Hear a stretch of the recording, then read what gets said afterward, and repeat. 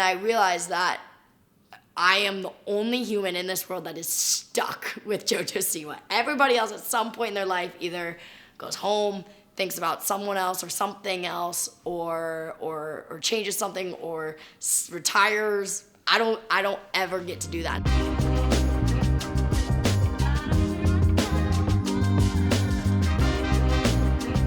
Hey everyone, I'm JoJo Siwa, and this is SoundAdvice. JoJo, welcome. Thanks for coming out. Oh my god, of course. Thank you for having me. I would love to talk a little bit about your brand. I feel like you're... I have a brand? I feel like now I have two. You do? I feel like I got old me and new me. Well, I want to talk about old you for a second. Let's start from the very beginning. Fetus. Oh god. Your Okay. brand was iconic. Thank you. How did you build that?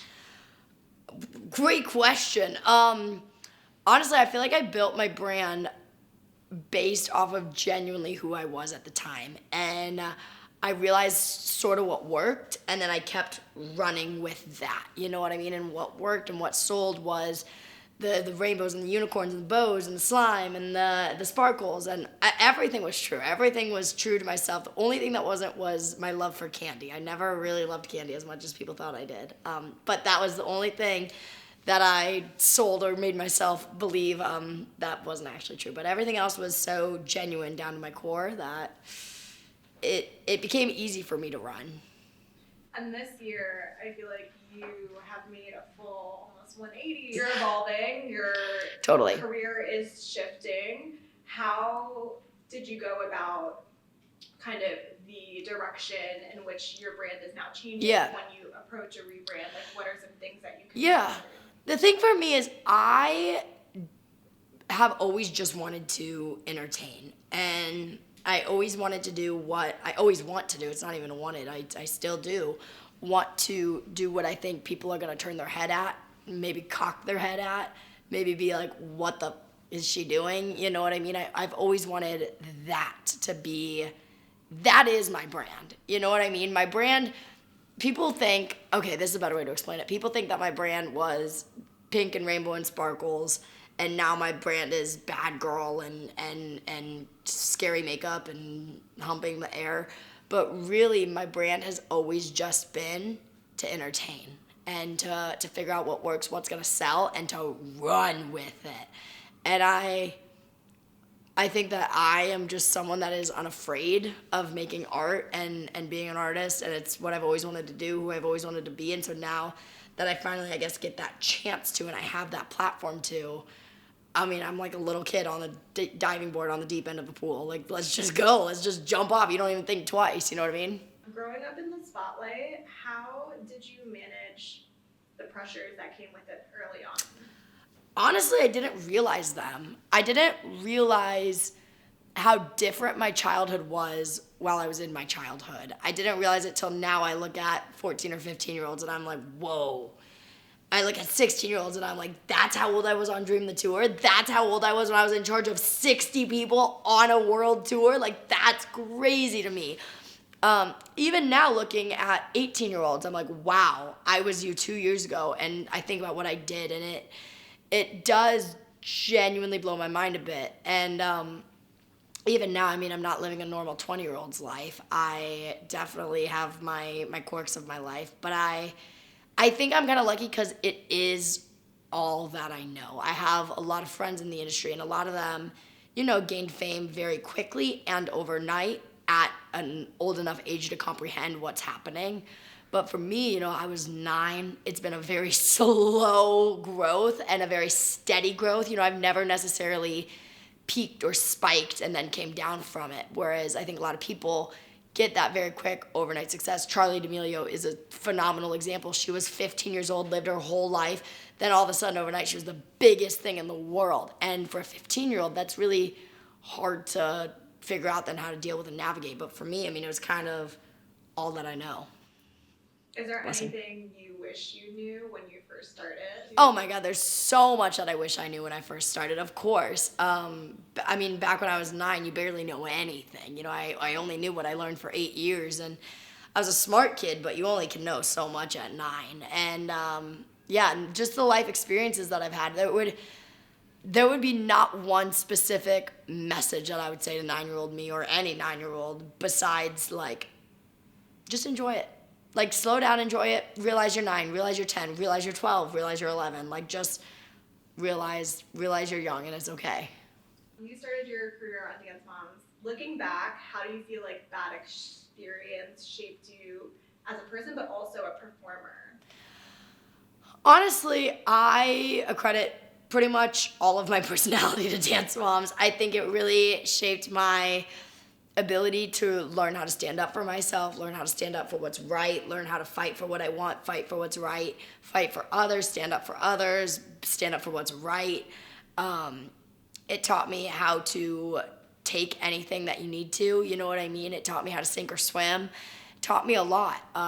And it also just gave me my career. I mean, I worked very, very hard for it, but it was the platform that I needed, you know? Yeah, we were all talking about this before. One thing that you talked about was just like the competitive nature of it. Oh, I love it. How, like, yep. that probably even Totally. helps with just even being an artist. Totally. I think even I credit that to growing up in the competitive dance world. I mean, it is so cutthroat that to this day I accredit all of my psychotic competitiveness. Mm-hmm. And it's not even, the thing about the dance world is if you're a good dancer, you're competing against others. But if you're a really good dancer, you're competing against yourself and you're taught to compete against. I shouldn't say that. I should say if you have a good dance teacher, you're taught to compete against others. If you have a really good dance teacher, though, you're taught to compete against yourself. And that for me is like now in the music industry, I'm not competing against others my age. I'm not competing or trying to be better than anybody else. I'm just trying to compete with myself and push myself to be the best that I can be because only I can do what I can do. You know what I mean? And only Tate can do what Tate can do, and only Olivia can do what Olivia can do. You were signed with Nickelodeon for quite a bit. I was. Did you watch Quiet on Set? I actually didn't. I've heard a lot about it, but I have not watched it yet. I feel like it talked a lot about just the treatment of child actors. Totally. Or just stars in general in the industry. Totally. In terms of just like being a child star in the industry, what are some of the challenges do you feel like you faced? It's interesting because hearing about that documentary and just hearing a lot of child star stories, of course, my childhood came with its hardships. I mean, as anybody's childhood does. But looking at my childhood and growing up in the industry, I realized what a damn good mom I have because she protected me from everything and everyone she needed to. And I also had a good team. I had a good team around me that knew, but especially at Nickelodeon when I first started, the team over there protected me against people that they needed to. And they had my back over there. But then as I got older and the team switched over, that's kind of when everything went to shit for me at Nickelodeon, but I was older, so it was okay. So my mom was really my ride or die with me every day, and she, even I don't mess with that girl. She's terrifying, and so no one messed with her. I remember one time there was an open bar on set that I did. I was maybe 13, and it was a Nickelodeon branded shoot, so it was a brand deal, but through Nickelodeon, and there was an open bar on the set, and my mom said absolutely not and ripped me off the set. And I didn't understand at the age. I was like, Mom, what the heck? Like, no, now that director's not going to like me. And she was like, that director is drinking. And that lighting operator is drinking. If that light falls on your head, you know what happens to you? And I was like, oh, yeah, you're right. Like, my mom had her shit together so much. And, I credit it all to her. But, yeah, my hardships were nowhere near what other child stars have had to go through. In terms of, like, navigating the music industry from, like, a young age, what have been some of the lessons that you've learned? The biggest lesson that I've learned is at the end of the day, it is my career and my life that a lot of people are working on. But it goes back to no matter how many people work on it, no matter how many opinions people have, it is my career. We call it when I'm on tour the credential card. And it's whoever's face is on the credential has the final say. And that's because if something's going one way and I say, I don't want to do the show tonight, if that's how it's going to be, then, well, no one can do the show. We can do the show without anybody else, but we can't do it without me. You know what I mean? And when I signed to Nickelodeon, there was an incredible team. Doug was on that team. He was amazing. The whole team at Nickelodeon was amazing, truly. And my career with them was amazing. The decisions we made together were amazing. It was awesome. I listened to them. I did what they wanted. I did what I wanted. They did what I wanted. I did what they wanted. It was very mutual. And then they left. And I was still there. Same company. Me, myself, my name, my image, my brand, my videos. It was still me and I was still there, but there was a whole new team. And I realized that I am the only human in this world that is stuck with JoJo Siwa. Everybody else at some point in their life either goes home, thinks about someone else or something else, or changes something, or retires. I don't ever get to do that. And so I have to make sure that every move I make, every play I play, every pitch I throw is something that I am truly happy with at the end of the day. And, of course I have an incredible team that I want to listen to and take advice from, but at the end of the day, I'm the only one that has to live with it. And so I've learned if I don't like it, I ain't doing it. And it took me two things to do that I didn't like. Two things that I was like, all right, you know what, screw it, I'll just do it. It's fine, I'll put my head down and I'll just do it. And I still regret them to this day. And I was 12 for one of them and 14 for the other. And I was like, I'm never doing that again. Still regret them to this day. I want to talk about karma. Be my guest. Music video was like, how did you work the visuals? Honestly, I came up with the visual for the Karma music video a long time ago. We had the song, then I knew I wanted the song to come out first, and then I came up with the music video. And that was back in December 2022. Oh, wow. 2022 or 2023? 2022, because that was the year I was on tour. Wow. So I came up with a visual in 2022, and honestly, it didn't change much. It changed a little bit over time, but the main concept stayed the same. And initially, the visual wasn't gonna happen the way that I had intended it to. And there was a point in time where I was okay with that. And then I thought to myself, hold on, let's travel in time. It is the week Karma comes out. If anything but this video is in my back pocket, will I be satisfied? And I told myself, I was like, I won't.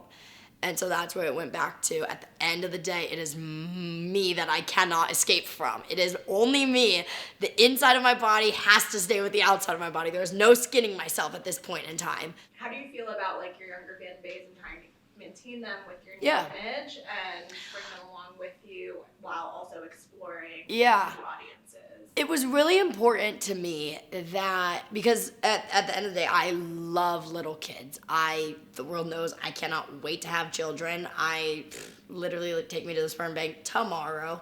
But I never wanted, I don't want kids to be watching my videos from back in the day, because it's the internet. They're all still out there and come across my stuff now. And while it is the internet and some of that is inevitable and kids might be on their For You page and something might come up, I feel like now I look different enough that kids won't even realize that it's the same me. You know what I mean? That's JoJo Siwa and this is JoJo Siwa. But I feel like when we were about to release music, it was very, very important to me that Karma didn't go on the same Spotify that Kid and Candy Store was on, because there are still little kids that are either listening to my stuff or just discovering my stuff, and I don't want them to hear what they're not supposed to yet. Now, they can search JoJo Siwa, they can find whatever they find, but I at least separated it. You know what I mean? I separated it enough, and I gave the heads up. I was like, look, it's your choice, kids, if you still follow me, or parents, if your kids still follow me. But what's crazy is there's two things. Number one, there are some kids that are hysterical and that are 3 years old and sing Karma's a Bitch, and it is like the funniest thing to me. But then there's also, I got a call, I've over the years done so much with Make-A-Wish, and the other day they called my team and they said there was about 8 kids that they have been working with that want me as their Make-A-Wish. And I asked them, I was like, can you tell me what ages these kids are, so that way I know, if it's a 16-year-old or a 6-year-old, it's a little bit of a different what their wish is, who their wish is to hang out with, and they were like, all of them are 6 and younger.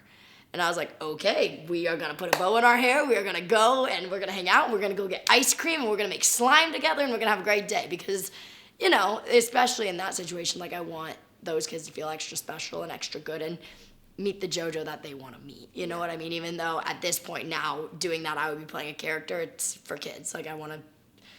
Kids are my favorite thing ever. Can you talk a little bit about, like, the royalty side of your music and maybe your relationship with SoundExchange? Yeah. So I actually, when I started with SoundExchange, I was 13. Nope, that's a lie. I would have been 12.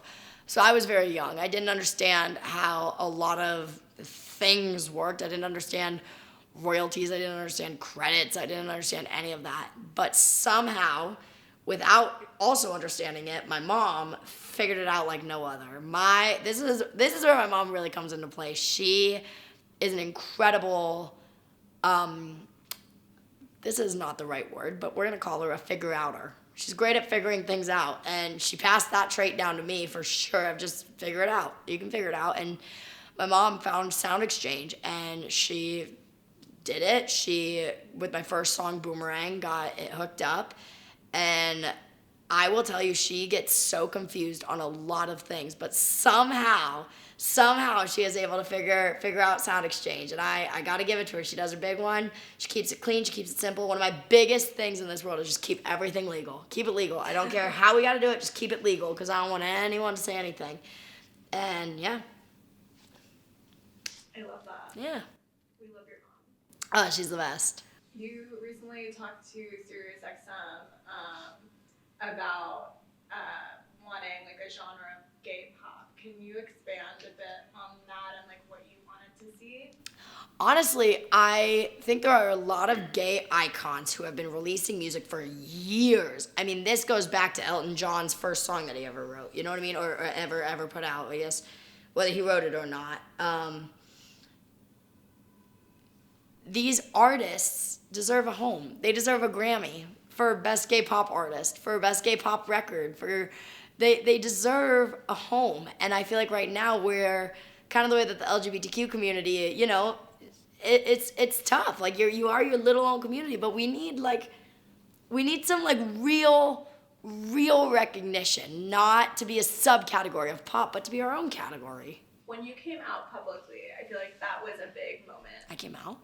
I'm gay? I'm clearly straight, can't you tell? And you got a lot of love, yes, support, but you also like were met with some negativity. Of course. What advice do you have for people in that position struggling with their identities?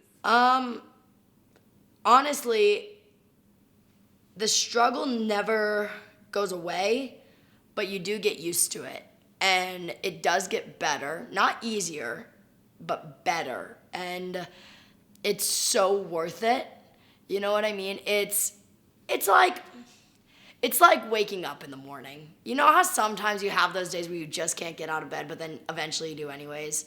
That's kind of how the feeling is, where it's like it never quite goes away. You always feel a little bit judged, or you always feel a little bit like an outcast or a little bit different. But eventually you start to realize that that's okay, and then that's cool, and that there's others like you, and there's a lot more like you than you realize. I mean, for me personally, everyone has their own journey, but for me personally, coming out was the greatest thing I ever did. You can be happy, you can be open with the people that you love now, and it's not something to be afraid of, because it does get better. I feel like people my age and older have been truly paving a way for the future generations, and I'm excited for my kids to be able to grow up in a world and see how it's a little bit different, and just see what is natural to them, to see what isn't taught to them. Because, you know, a gay person was taught to me. It was taught to me what a gay person was, but it was never taught to me what a straight person was. You know what I mean? You had to learn, like, oh, your friend Gabe is gay. He likes boys. But you didn't have to learn, like, oh, your friend Sarah and James are married. She likes boys and he likes girls. Like, you never learned that, but you did learn he likes boys. And I feel like little Freddie, Eddie, and Teddy one day, like, they're not going to learn that. You know what I mean? It's just going to be, it is what it is. But we got to evolve fast, because that's in literally 3 years. Take me to the bank now. I am so excited for children. Like, I can't wait to start making a baby room in my house. That will come well before the kids do. Freddie, Eddie, and Teddy. Yeah. My babies. I also loved your interview with Call Her Daddy. Thank you. She was great. Incredible. I thought it was a really different side of you. It was fun. She was able to come at me from an angle that I think a lot of people wanted to, but we're just kind of scared to, and that's cool. I mean, I feel like a lot of people when they're around me try to be a fan of me, but that's not realistic. A lot of people that are around me try, and I can see that they're masking something, and she wasn't masking it. She was like, I'm gonna ask you the shit that like I actually want to know about you, and she did. One of the things that you said that I thought was super interesting, especially because growing up performing all the time, you mentioned that it was, you love performing, but it's been scaring you recently. Maybe is it the new, like... Did I say that? A little bit.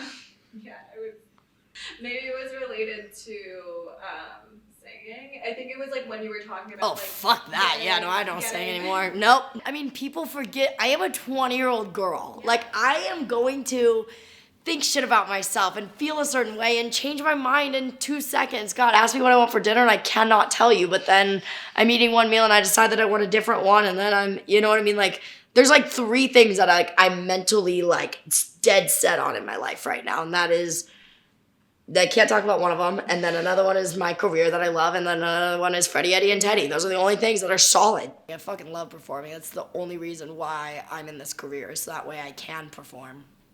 I think I know that when I perform, people are gonna have shit to say,